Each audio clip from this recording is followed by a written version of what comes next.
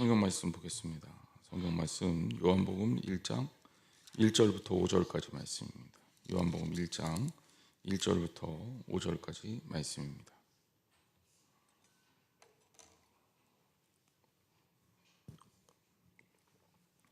한 절씩 교독하겠습니다. 태초에 말씀이 계시니라. 이 말씀이 하나님과 함께 계셨으니 이 말씀은 곧 하나님이시니라. 그가 태초에 하나님과 함께 계셨고 만물이 그로 말미암아 지은 바 되었으니 지은 것이 하나도 그가 없이는 된 것이 없느니라. 그 안에 생명이 있었으니 이 생명은 사람들의 빛이라. 같이 읽습니다. 빛이 어둠에 비치되 어둠이 깨닫지 못하더라. 아멘. 자, 요한복음 강의 두 번째 시간입니다. 아마 요한복음 1장 1절부터 5절까지는 여러 번 읽을 것 같아요. 왜냐하면 요한복음 1장 1절부터 5절까지가 요한복음에서 굉장히 중요한 부분인데요. 이 부분이 굉장히 어렵습니다. 어려워서 진도를 한꺼번에 많이 나갈 수가 없고요. 부분적으로 쪼개서 좀 말씀을 깊이 있게 다뤄야 합니다. 그래야 요한복음 전체를 이해할 때 우리가 조금 더 수월하게 요한복음의 특성에 맞게 은혜를 받을 수가 있습니다. 그리고 우리가 그냥 말씀 통독하는 시간이 아니라 말씀을 강해하는 시간이 있기 때문에 어쩌면 조금 난해하고 어려운 본문일지라도 좀 깊은 내용으로 다뤄보려고 합니다. 어려울 수 있어요. 특히 오늘은 미리 말씀드리는데 어려울 수 있습니다. 그래서 어려워도 잘 따라오시면 반복해서 설명하다 보면 이해가 되실 거고요. 요한복음이 복음서 중에서 가장 늦게 쓰여졌다 그랬죠. AD 90년 이후가 될 거다라고 이제 학자들은 예측을 하고 있는데 이때의 그 교회 상황이 이단들에 대해서 굉장히 좀 예민하게 반응할 때고 특히 헬라 철학을 중심으로 일어났던 이단인 영주주의자들이 이제 막 창궐하기 시작한 때입니다. 그렇기 때문에 요한복음은 그것도 고려해서 다른 복음서보다 훨씬 더 신학적인 배경을 갖고 쓰여졌어요. 그러니까 1장 1절부터 우리가 그냥 읽어보면 이게 무슨 말이야? 라는 내용이 나오기 시작하는 겁니다. 신약하면 예수님 이야기부터 나오는 게 일반적인 거잖아요. 그래서 공간복음은 다 족보부터 시작이 되는데 1장 1절에는 신학적 선언부터 시작이 됩니다. 마치 우리가 무엇을 믿는지에 대해서 설명해 주려고 하는 것 같아요. 1장 1절을 다시 한번 읽어볼게요. 시작. 태초에 말씀이 계시니라. 이 말씀이 하나님과 함께 계셨으니 이 말씀은 곧 하나님이시니라. 아멘. 자, 이 요한복음 1장 1절에 나온 이 본문이 초대교회의 신학적인 측면에서 굉장히 중요한 본문이 되었습니다. 무엇보다도 여기 이 태초에로 시작하는 이 태초라는 용어가 시간과 공간의 시초를 말하는 거잖아요. 그러니까 헬라어로 보면 아르케라는 단어를 쓰고 있습니다. 헬라어를 설명을 안 할 수가 없는 게 원래 하나님에 대한 신앙은 유대인의 것이잖아요. 그러니까 유대 역사 가운데서 내려온 그 히브리인들의 신앙이 이제 출발점입니다. 근데 이게 이제 결국은 헬라 제국을 거쳐서 로마 시대 때 헬라어가 표준인 시대에 예수님이 오셨고 그래서 이 신앙이 헬라어로 이렇게 신약에 기록되어 있습니다. 그러면 이 말에서 말로 넘어갈 때 언어에서 언어로 넘어갈 때 그 언어로 표현하는 데 있어서 그 개념들을 이렇게 빌려오게 돼 있어요. 빌려온다 그래야 되나? 그걸 또 역으로 표현한다 그래야 되나? 그러니까 정서상 이 헬라어는 굉장히 이제 철학적 표현이 많은 그런 어떤 언어고 이 히브리어 자체 또 유대인들의 어떤 문화 자체가 가지고 있는 것들을 헬라어로 표현하다 보니까 헬라어에서 필요한 것들을 차용하는 형태로 이렇게 이제 표현이 쓰였단 말이에요. 이 아르케라는 단어가 원래는 그 헬라 철학자들에 의해서 굉장히 많이 쓰였던 단어입니다. 뭐 헬라 철학자들이 관심 있게 봤었던 게 태초에 처음에 이 땅에 무엇으로 인하여 이 땅이 이루어졌을까? 뭐 이런 것 가지고 논쟁을 벌였잖아요. 그래갖고 만물은 불이다, 헤파클레이토스, 뭐 그다음에 만물은 물이다, 탈레스, 만물은 뭐 흙이다, 뭐 만물은 뭐 그 수다, 뭐 이런 태초에 무엇이 있었느냐, 이 세상을 구성하는 원리와 원소가 뭐냐, 여기에 관심이 있었는데 이럴 때 쓰인 단어가 아르케라는 단어입니다. 근데 여기 그대로 태초에 말씀이 계시니라 할 때 이 아르케라라는 단어를 차용하고 있습니다. 히브리어는 바라 이런 뜻인데, 어쨌든 이 아르케는 시간과 공간의 시초, 즉 만물의 시초, 즉 초시간적 영원성을 표현하는 거예요. 그러니까 우리가 어떤 시간적인 개념에서 처음 시간에 뭐 이런 느낌이라기보다는 세상에 아무것도 없었을 때, 창세기 1장 1절에 나오는 그 전상, 즉 흑암이 가득하고 세상에 아무것도 없었을 때, 그게 아르케예요. 자, 그때 뭐가 있었습니까? 말씀이 있었다. 자, 이 말씀이라는 단어도 심상치 않아요. 아무것도 없었는데 그때 말씀이 있었다. 이 말씀이라는 단어로 쓰였던 헬라어가 로고스예요. 로고스 말 들어보셨죠? 우리가 많이 쓰는 단어입니다. 말씀을 나타낼 때는 로고스라는 단어도 쓰고 또 레마라는 단어도 쓰죠. 근데 이제 로고스는 이렇게 어떤 객관적 말씀, 레마는 보통 내 안에 들어와서 나를 통해서 고백되어지는 말씀. 그래서 이 로고스라는 단어가 굉장히 중요한 단어입니다. 성경적으로도 중요하고 신학적으로도 중요해요. 근데 이 로고스가 철학적 의미를 가지고 있습니다. 그래서 그냥 헬라어에서 이 헬라 철학자들이 아주 빈번하게 쓴 단어예요. 그래서 이거를 헬라 철학에서는 이 철학 사나 혹은 철학적 용어로 번역을 할 때는 이성이라는 단어로도 번역을 많이 합니다. 이 로고스. 그냥 번역하기가 어려우니까 로고스라고 그냥 번역하기도 하고, 그러니까 그만큼 이 깊이가 있는 단어입니다. 그냥 철학적 의미, 신학적 의미를 빼고 그냥 철학적 의미는 이 로고스라는 단어는 어떤 거냐, 어떤 법칙 그 자체, 그리고 어떤 구조를 가르치는 내용. 예를 들자면 우리가 얘기하는 어떤 사랑이라는 개념이 있다고 쳐요. 그러면 이 사랑이라는 개념을 어떻게 이해할 수 있나요, 여러분들이? 아주 너무 어렵다, 제가 생각해. 처음부터 막 요한복음 하는데, 야, 복음서 하니까 재밌겠다, 신나겠다 이러고 들어오셔갖고 갑자기 그 철학 강의를 막 들어야 되니까 괴로우시겠죠. 근데 어떻게 합니까? 안 할 수가 없어요. 이거를 해야 됩니다. 그러니까 요거 오늘은 좀 힘들더라도 견디는 게 목표다. 예, 좀 그렇게 생각하시기 바랍니다.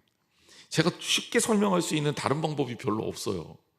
근데 여기에서 이제 우리가 이 초대교회 왜 이 요한이 로고스란 단어를 가져왔는지 이것까지도 이제 우리가 파악을 해야 되는데, 그러니까 쉽게 얘기해서 사랑이라는 단어가 있으면, 사랑이라는 이 형이상학적 개념이잖아요. 이게 손에 잡히는 게 아니잖아요.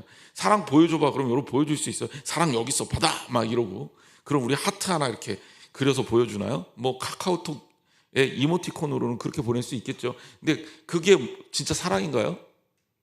그러니까 이게 애매한 거예요. 왜 사랑을 하트라고 또 이 사랑이라는 단어를 쓸 때 이 하트라는 단어를 쓰냐면, 하트는 심장을 나타내는 모양이잖아요. 우리가 누군가를 사랑할 때 심장이 콩콩콩 뛰잖아요. 그래서 사람이 마음이 여기 있는 줄 알았어요. 가슴에 여기. 그러니까 보통 일반적인 생각은, 왜 우리가 뭔가 마음의 변화가 일어나면 머리가 뛰지는 않죠. 머리가 막 뛰나요? 아니, 가슴이 막 뛰잖아요. 머리 뛰면 병원 가보셔야 돼요. 뇌가 막 움직이면 안 되죠.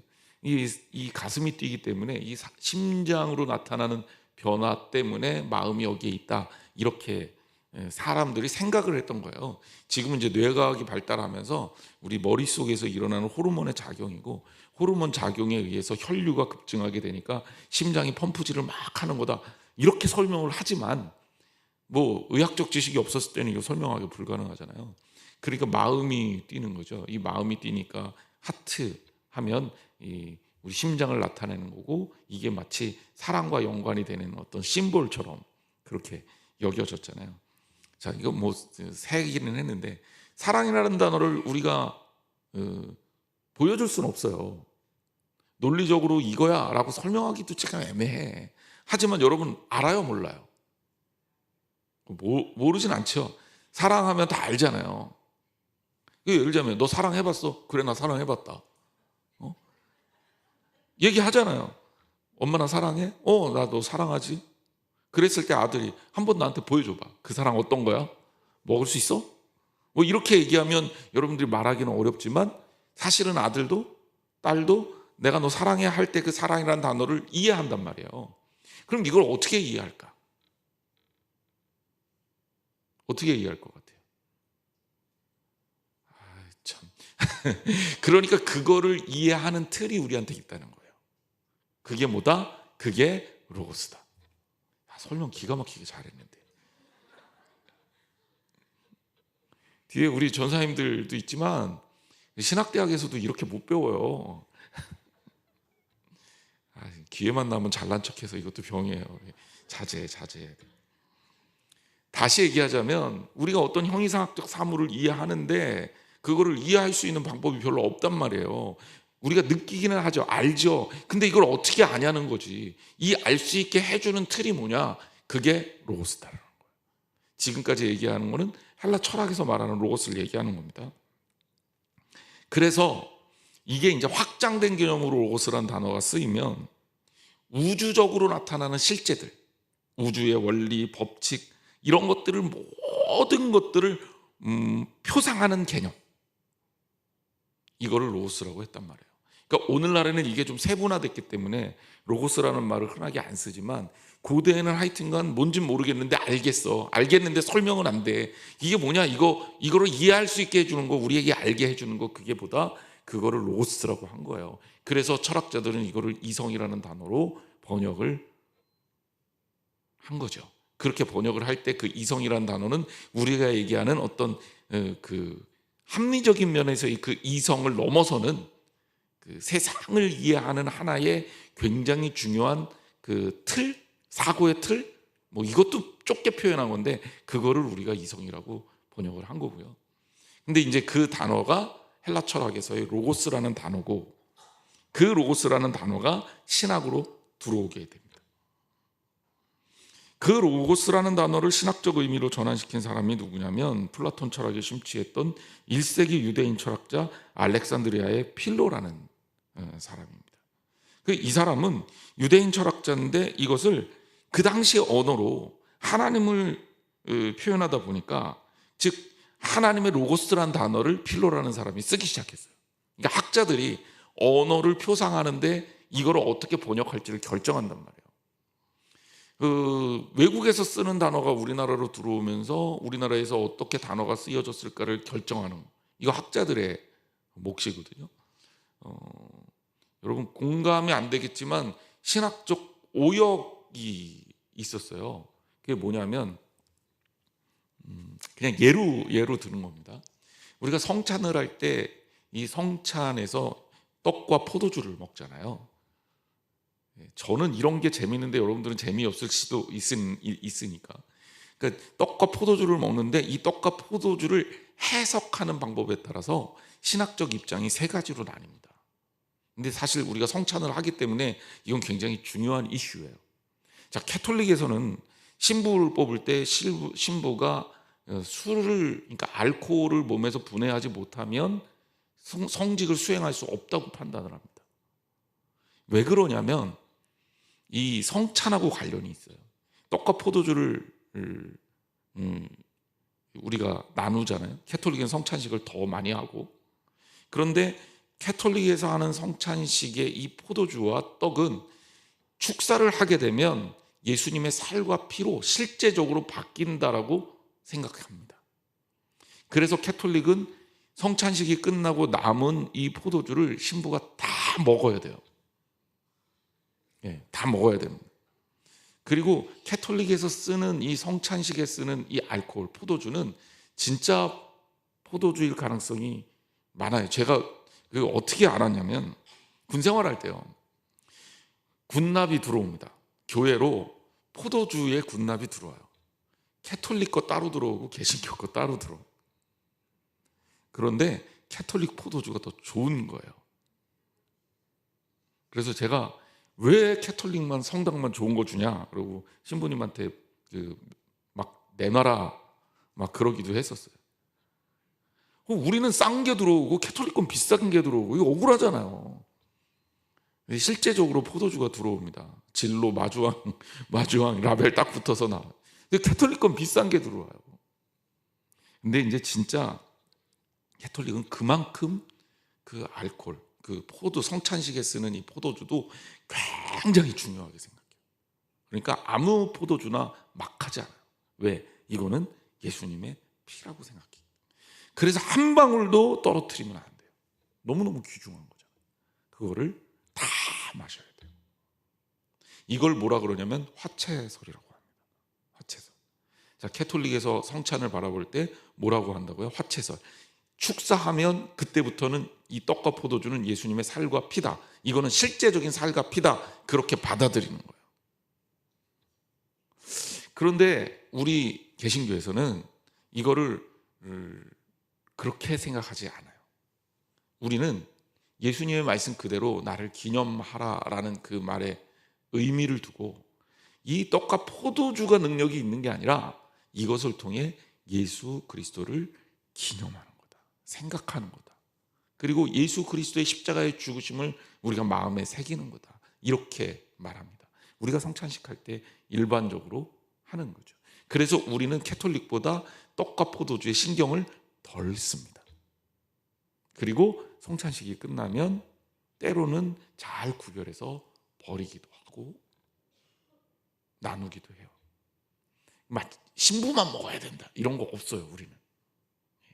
근데 이제 좀 구별해서 버릴 필요는 있겠죠. 그거는 뭐 이게 예수님의 피이기 때문에 그런 게 아니라 성찬이라는 거룩한 예식에 쓰고 남은 거기 때문에 구별하는 거예요.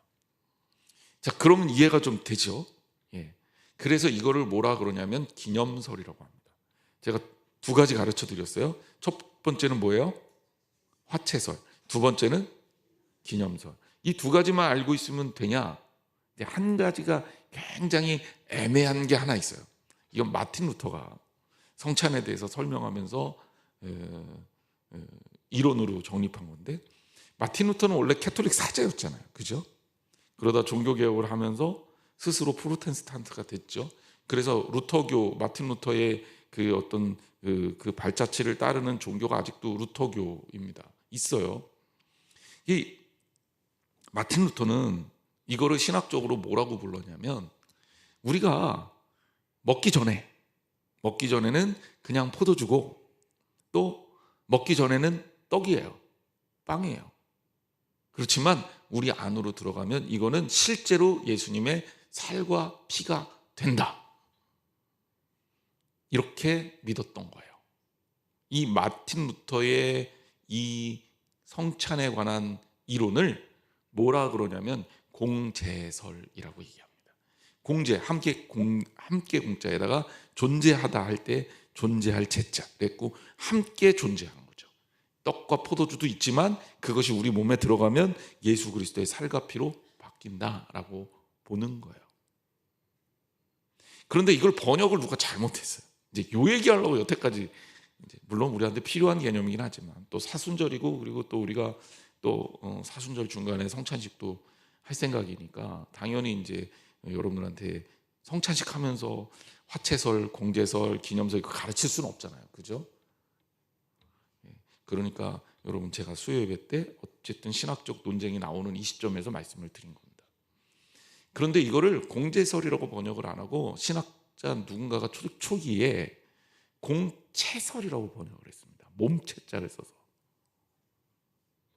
그래서 이게 처음에 신학 공부를 한 사람들이 공채설로 알고 있는 경우가 굉장히 많아요. 근데 이거는 오역이에요. 공제설이 맞는 거고, 공채설은 오역인데, 지금도 옛날 신학책이나 옛날에 배운 신학자들은 공채설이라는 단어를 씁니다. 그러니까 이게 오역이 돼서 번역이 잘못됐는데 이게 우리들한테 그렇게 다가온 거죠. 그러니까 이 번역이라는 게 그만큼 중요하다라는 겁니다. 이 성찬에 대한 어떤 약간의 이제 팁 같은 거죠. 그건 일단 정리를 하고 오늘 본문하고는 크게 상관이 없는데, 이 언어라는 게 어떻게 번역되느냐에 따라서 그 의미가 약간씩 달라질 수 있다, 이런 얘기를 제가 하는 겁니다. 여기 이 하나님의 로고스라는 것이 하나님으로부터 나와서 세상을 연결하고 하나님과 세상 사이의 중재자가 바로 이 로고스라는 단어다라고 이 알렉산드리아의 필로가 번역을 했습니다. 그래서 로고스라는 게 뭐냐면 하나님의 창조 능력의 총합, 그리고 이 세상을 질서 있게 다스리는 존재다라는 거예요. 그래서 이 알렉산드리아 필로에 의해서 하나님의 개념에 이 하나님의 능력을 나타내는, 하나님의 권능을 나타내는 이 로고스라는 단어가 접합이 됐는데 아주 특별한 단어로 자리매김을 한 거예요. 그러니까 태초에 말씀이, 하나님께서 말씀으로, 이 요한복음에 말씀이 계시니라, 이 그냥 말씀이 있었다라는 게 아니라 태초에 하나님께서 말씀으로 세상을 창조하실 때 그 말씀이 바로 이 요한복음에 나오는 로고스라는 개념하고 연결된 것이죠. 그래서 요한은 이 로고스라는 단어를 통해서 예수 그리스도께서 바로 그 로고스다, 즉 능력의 본체시고 세상 창조의 원리고 그리고 영원성과 인격성과 신성을 가지고 있는 계시의 완성자다라는 것을 설명한 겁니다. 그래서 여기 그냥 여러분들이 우리가 읽을 때는 태초에 말씀이 계시니라, 이 말씀이 하나님과 함께 계시, 이렇게 읽히지만 이걸 원어로 그냥 로고스라는 단어로 읽을 때는 그 당시에 이 본문을 읽는 사람이 로고스라는 단어를 대하는 마음이 우리가 생각할 때 일반적으로 하나님 말씀 배워야지 이 느낌이 아니라는 거예요.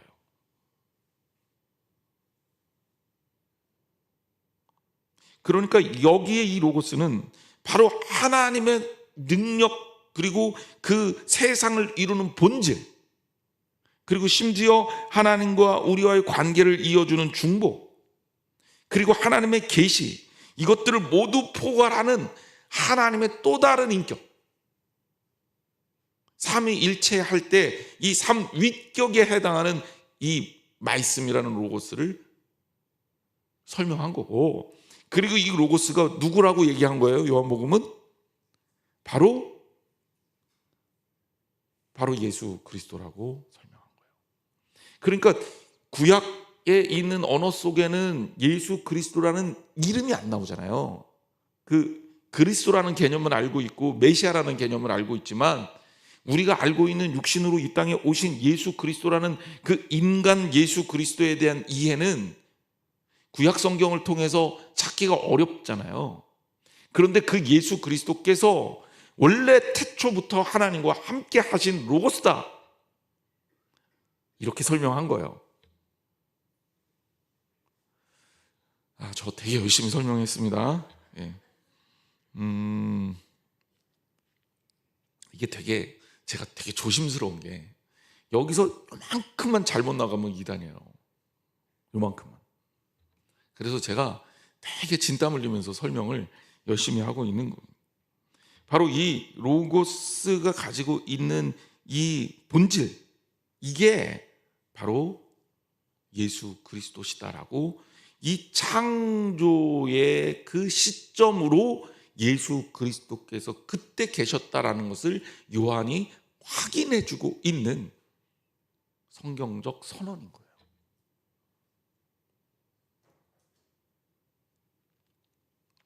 그리고 거기에 대해서 뭐라 그러냐면 이 말씀이 계시다. 이 계시다라는 단어도, 계시니라라는 단어도 이 영어로 얘기하면 이게 비동사예요. 비동사는 철학적으로 쓰이면 굉장히 복잡해집니다. 우리는 있습니다 뭐 이런 뜻으로 쓰이지만 존재라는 단어를 영어로 being이라고 합니다. 비동사에 ing가 붙으면 존재가 되는 거예요. 그러니까 이 계신이라 할 때 이 헬라어가 에이미라는 단어인데, 에이미. 여자의 이름 에이미 아니고 에이미입니다. 헬라어 비동사에 해당하는 게 에이미 동사예요. 에이미 헬라어. 그런데 거기에 쓰인 시제와 그 인칭이 뭐냐? 이 에이미라는 단어가 계신이라 할 때 3인칭 단수 미완료형으로 엔이 쓰였습니다.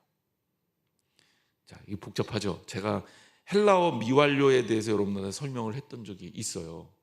주일날도 한번 설명을 했었는데, 이 미완료라는 거는 뭐냐면, 예를 들자면 말씀이 태초에 말씀이 계셨어. 과거형으로, 우리가 생각할 때 과거형으로 쓰이면 하나님이 세상을 지으실 때 말씀이 있었어.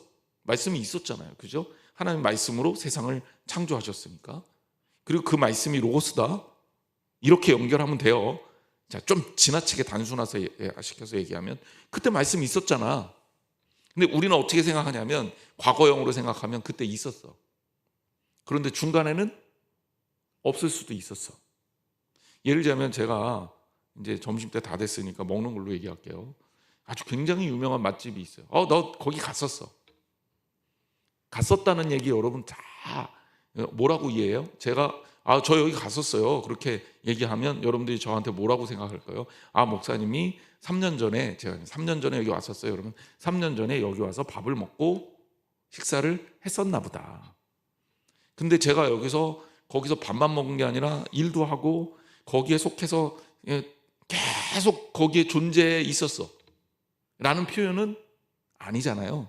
우리 과거를 쓸 때 나 이 학교 다녔어. 근데 지금까지 다니고 있는 거 아니잖아요. 옛날에 다녔었다. 그럼 이제 얼마 동안 다녔냐, 언제부터 언제까지 다녔냐, 그 학교에서 뭐 했냐, 뭐 이렇게 얘기하는 게 우리가 보통이에요. 이게 뭐예요? 이게 과거형이에요. 과거형. 그런데 이 헬라어에는, 우리나라 어법에는 없는 시제가 있어요. 우리는 어떻게 써야 되냐면, 이 시제를 쓰려면 나 그때 거기에 있었고, 나 거기에서 일도 했고, 나 거기에 계속 그 일을 반복적으로 했잖아, 나 거기에서 밥 한 번 먹은 게 아니라 끼니 때마다 계속 먹었거든 하고 할 때 우리는 이렇게 길게 설명해야 되는데, 헬라어는 동사만 바꿔주면 된단 말이에요. 그 동사만 바꿔주는 게 뭐냐? 이 미완료라는 동사로 바꿔주면 돼요. 그 미완료라는 동사는 뭐냐면 열려있다 생각하면 돼요. 완료가 되지 않았다. 시작은 했어. 밥은 먹었어요. 끝나진 않았어요. 그리고 앞으로도 안 끝날 것 같아. 그러니까 태초에 말씀이 계시니라 할 때 이 미완료형이 쓰임으로 하나님 말씀이 태초에 있었어요. 그런데 있는 것과 동시에 계속적으로 있는 거예요. 계속적으로. 말씀이 태초부터 지금까지 계속적으로 있는 거예요. 그리고 앞으로도 계속 있을 거예요. 그래서 이 동사 하나가 거기에 딱 쓰임으로 옛날에 그때 하나님이 태초에 창조하실 때 말씀이 있었지로 끝나는 게 아니라 그 말씀이 지금까지도 계속 있다. 이 시점, 요한복음에 쓰여지고 있는 단어, 이 시점뿐만이 아니라 그 시점을 넘어서서 오늘날 우리에까지도 계속 이어지고 있다. 바로 이 단어가 바로 그렇게 쓰여진 미완료 시제입니다. 그러면 이야기가 되죠. 그러니까 로고스가 어느 시점에서 딱 창조된 것이 아니라 원래부터 있었어. 그리고 예수 그리스도가 그분이니까 그분의 선제성과 영원성을 나타내면서 앞으로도 계속 있을 거야. 자, 그러니까 하나님 말씀에 딱 이렇게 못이 박혀 있으니 이단들이 이렇게 얘기하는 거죠. 야, 예수 말이야, 너 그거 뭐 하나님이 예언자 뽑듯이 뽑아서 그래서 사람들을 구원하는 일을 시킨 거 아니야? 이단입니다. 태초에는 있었어. 내가 인정하겠는데 중간에는 없었다가 2000년, 지금 우리 기준에서 2000년 전이죠. 그 로마 시대 때 그 타이밍에 이 땅에 온 거 아니야? 이단입니다. 제가 그랬죠. 이 말 한번 조금 삐끗하면 이단이에요. 그래서 우리가 신학 공부할 때 교리학을 진짜 제대로 배워야 돼요. 교리학을 제대로 못 배우면 정말 가끔 보면 본인이 의도하지 않은 이단이 될 가능성이 많아요. 비의도적인 이단. 역사적으로는 이단인데 자기도 이단인지 모르고 얘기하는 거죠. 그 이단입니다. 그러니까 태초부터 예수님은 하나님과 함께 계셨고 지금까지도 계속 있었고 앞으로도 계속 있을 건데 그 당시에 2000년 전에 유대 땅 베들레헴에 우리를 구원하시기 위해서 사람으로 오신 거예요. 이게 정통입니다. 우리 교인들은 이제 확실하게 딱 개념을 잡으세요. 그래서 그리스도께서 세상의 시초 이전에도 존재했고 그리고 지금도 계시다. 제가 왜 이렇게까지 얘기하냐면 초대교회 때 이것 때문에 엄청 문제가 됐어요. 그리고 지금 요한복음이 쓰여진 그 다음이죠. 그 이후에 아리우스파라는 이단이 나타나기 시작합니다. 아리우스. 아리우스라는 이단이 나타나는데 그 아리우스를 동조했던 많은 세력들이 있어요. 그리고 많은 똑똑한 신학자들이 또 거기에 또 휩쓸려요. 근데 아리우스라는 사람은 무슨 얘기를 했냐면 예수님은 창조 피조물이다라는 거죠. 창조된 존재다. 그래서 하나님이 예수님을 신과 인간의 중개 역할을 위해서 쓰고 그리고 하나님이 예수님을 양자로 선택한 거지 태초부터 존재한 것도 아니고 그때 만약에 있었다 쳐도 중간에는 없었고 하나님 필요해서 택해서 이걸 이제 양자론이라고 부르는데 양자로 삼으셨다.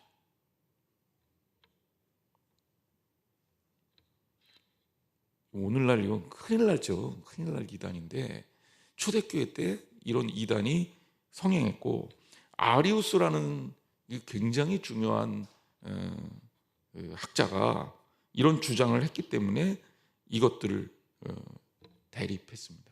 한 걸음 더 조금 더 깊게 얘기하면 아리우스파가 주장했던 것을 뭐라 그러냐면 헬라어로 잘 들으세요. 호모 이우시우스라고 말합니다.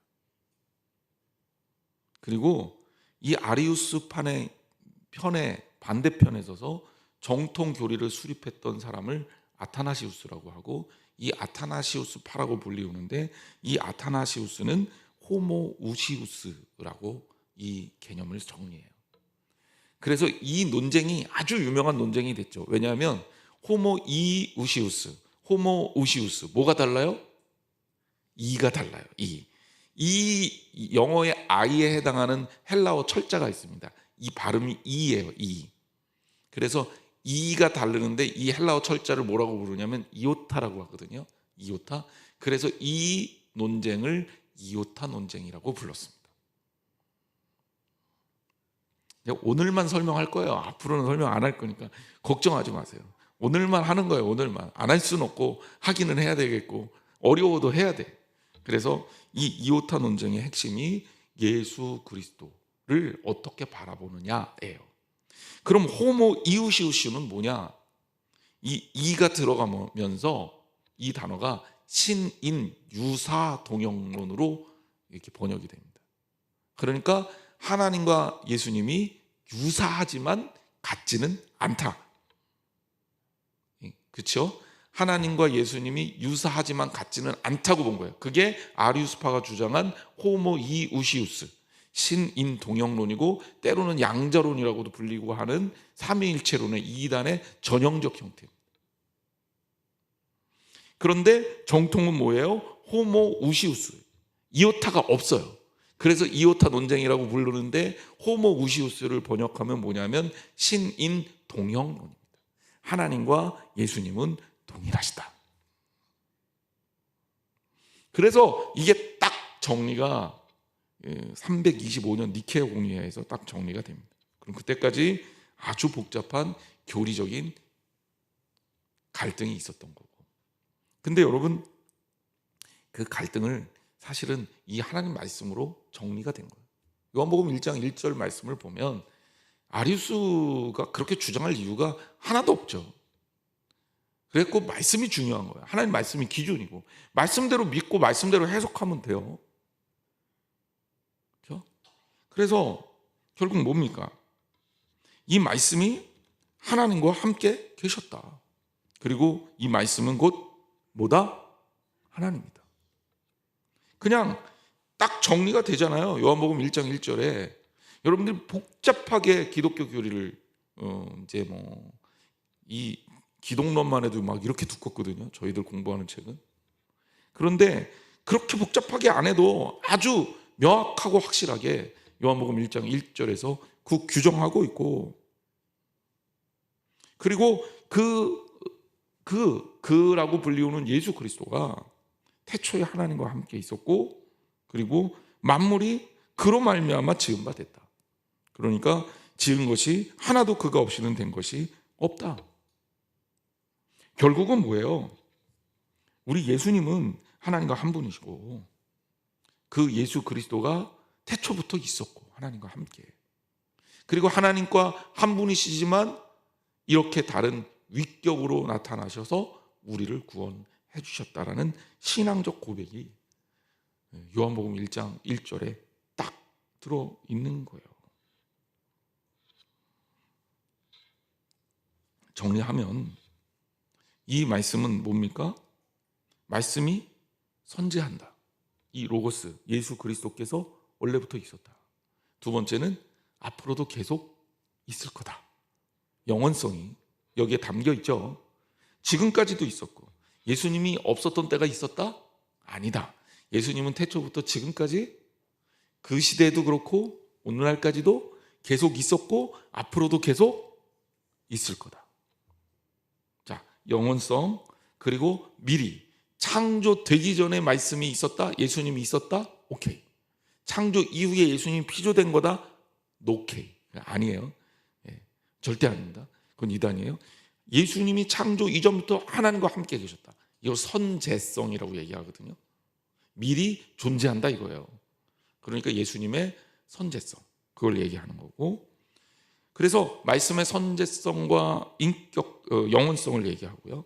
두 번째는 그 예수님께서 함께 계시면서 정말 우리를 위해서 그분의 사랑과 그분의 어떤 그 은혜를 우리에게 베풀어 주셨잖아요. 그래서 그 예수님의 인격성을 또한 나타내고요. 세 번째, 하나님의 그 동등한 신성.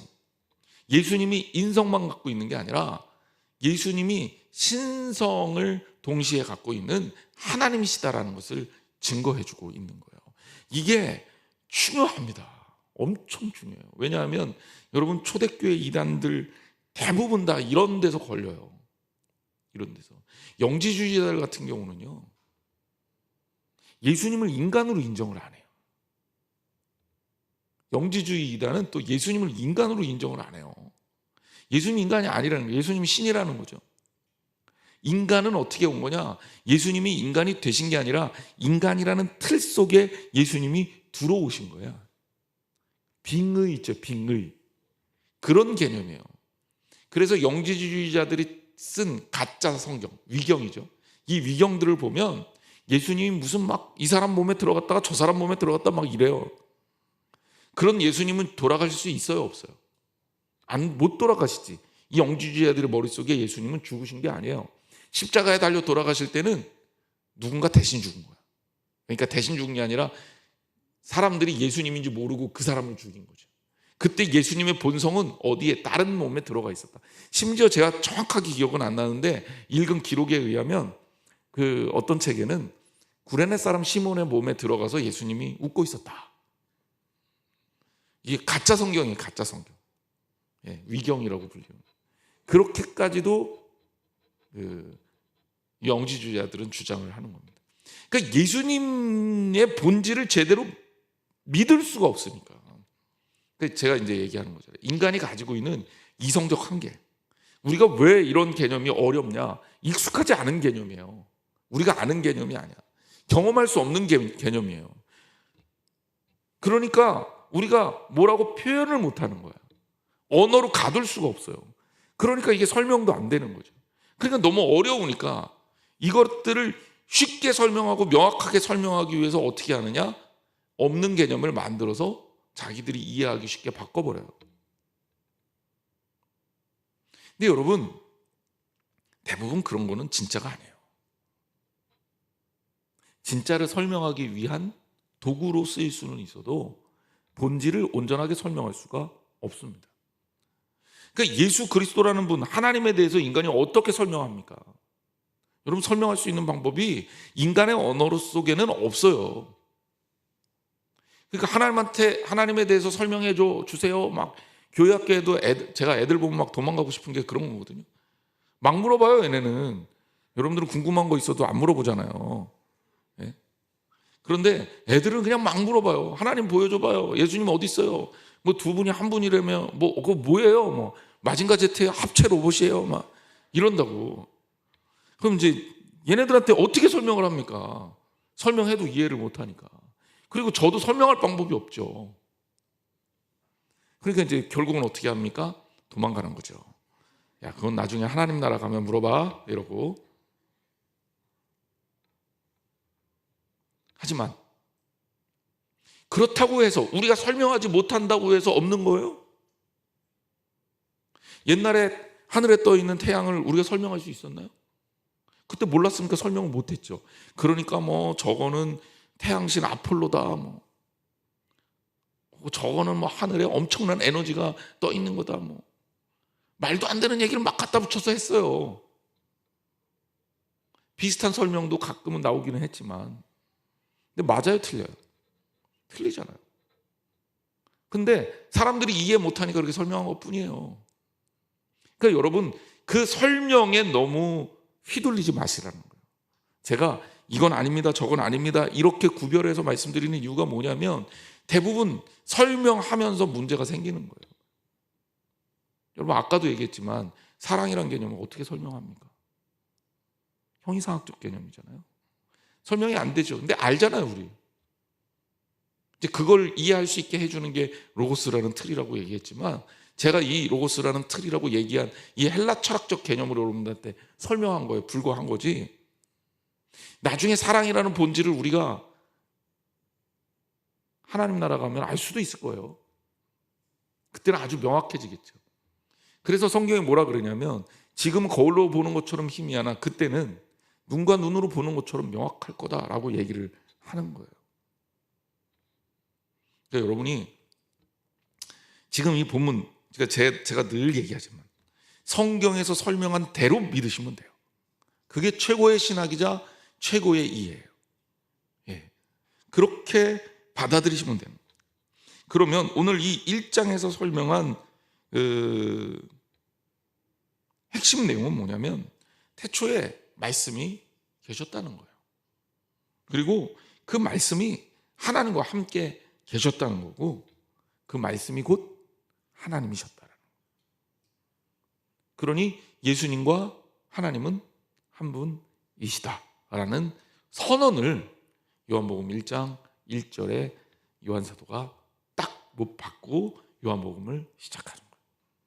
이게 바로 우리의 믿음 그리고 신앙 고백, 이것에서부터 우리가 하나님 말씀을 받아들일 수 있게 되는 그러한 역사입니다. 우리가 흔히 논리학 얘기할 때 귀납법과 연역법을 얘기하면, 귀납법은 뭡니까? 여러 증거들을 다 모아보고 나서 마지막에 그 증거들을 종합해본 결과 이러이러한 결론이 있어 라고 논증을 하면 그건 우리가 귀납법이라고 얘기를 하죠. 하지만 연역법은 뭐예요? 이거는 명확하게 이거야 라고 설명을 하고, 그 다음에 이것들에 대한 이야기들을 나중에 증거들을 하나하나 대면서 결론을 짓는 걸 연역법이라고 합니다. 요한복음은 굳이 얘기하자면 귀납법보다는 연역법에 가까운 방법을 취하고 있고요. 성경도 우리에게 내가 너의 하나님이다. 그러니까 이스라엘 민족을 구원할 때도 모세한테 내가 당신은 뭐라 그러죠? 그랬더니 하나님이 한 얘기가 뭡니까?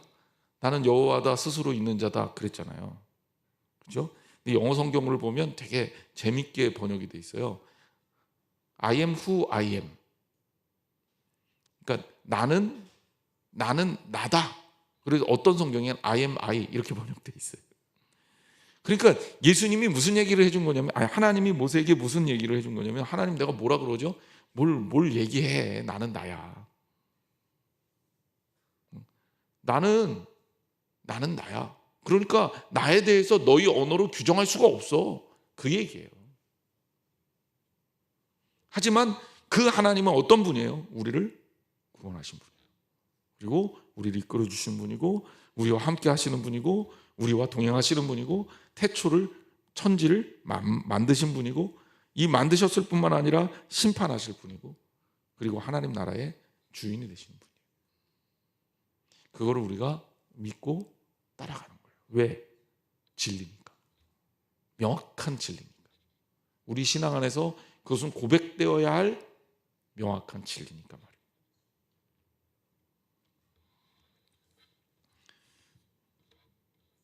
자, 1장 1절에 대한 강해를 이렇게 마무리합니다. 중요한 것은 우리가 이제 팁으로 제가 여러 가지 얘기들을 했지만, 잘못된 가르침에 흔들리면 안 된다. 초대교회도 이런 잘못된 가르침 때문에 정말 많이 힘들고 고통받았다. 그리고 이것들이 정통된 신학으로 자리 잡기까지 시간이 오래 걸립니다. 그 신학이라는 게 뭐냐면 결국 우리가 믿는 것들을 설명하는 게 신학이에요. 그것 속에는 한계가 있을 수밖에 없죠. 하나님 이야기를 어떻게 학문으로 담아냅니까? 하지만 그럼에도 불구하고 잘못된 것과 좋은 것들, 올바른 것들과 올바르지 못한 것들을 구별하기 위해서 필요한 게 신학이라는 거죠. 그런 입장에서 후대의 이 예수 그리스도에 대한 이해가 잘못된 것들을 축출하고 바로 정립이 됩니다. 하나님의 이끄심이 있었다라고 볼 수밖에 없는 거죠. 그래서 오늘날 우리가 믿고 있는 삼위일체 교리가 정립이 됐고, 그리고 그것 안에서 우리는 성경적인 만남을 하나님과 인격적으로 가질 수 있게 됐다. 이렇게 말씀을 드릴 수 있겠습니다. 우리 성도들은 그러므로 어떤 일이 있어도 성경에 드러난 대로, 말씀하신 대로 믿으면 됩니다. 아까 성찬은 어떻게 하면 될까요? 그러면 아까 제가 기념설, 화채설, 공제설, 이 복잡한 거 여러분들이 설명해 드렸는데 어떻게 믿으면 될까요? 우리는 기본적으로 기념설을 따르면 되는데 너 왜 화채설 믿어? 이럴 필요 없어요. 왜냐하면 그거는 그냥 어떤 식으로 믿든지 성경적 본질하고는 좀 동떨어져 있는 내용이, 그러니까 크게 문제가 안 됩니다. 하지만 우리가 믿고 있는 것은 기본적으로 기념설이다. 이렇게 이해하시면 되고요. 목사님 저는요 그 떡이 제 몸으로 들어가면 이게 실제로 예수님의 살과 피라고 생각해요. 그럼 그렇게 생각하셔도 됩니다. 이거는 이단의 문제가 아니에요. 이건 이단의 문제가 아니에요. 그러니까 이런 것들은 우리가 열어놓을 수 있는 문제예요. 교리적으로 차이는 있어도 용납할 수 있는 문제예요. 하지만 예수님이 사람이다, 예수님이 그러니까 신이 아니다, 예수님이 인간이 아니다, 예수님이 잠깐 있었다가 없어 쉬셨다가 예수님이 그 십자가 지시기 위해 다시 오신 거다. 예수님이 우리 똑같은 인간이었는데 하나님이 예수님을 딱 뽑아다가 너 내 아들 해. 그래서 그 사람들이 뭐라고 얘기하냐면 원래 예수님은 그 목수로 살 때 갈릴리에 살 때는 아무것도 아니었다는 거, 똑같은 청년이었다는 거죠. 그런데 하나님이 골라갖고 너 이제 내가 은혜를 줄 테니 너 내 말 들어, 예언자처럼 그렇게 세우신 거다. 이런 거 다 성경적이지 않다는 거. 그러니까 이런 것들을 구별하기 위해서 제가 오늘 열심히 가르친 거예요. 이거는 우리가 절대 양보할 수 없는 진리예요. 그러니까 교리도 양보할 수 없는 교리가 있고 양보할 수 있는 교리가 있어요.